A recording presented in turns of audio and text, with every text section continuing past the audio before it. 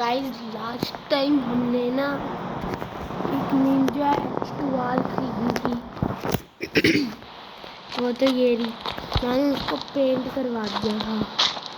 वो तो ये रही, RGB करवा दिया।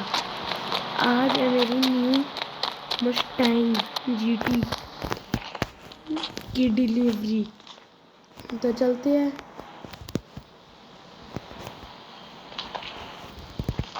एक गाड़ी मंगाते हैं, फिर चलते हैं। उसकी भी डिलीवरी एयरपोर्ट पे है।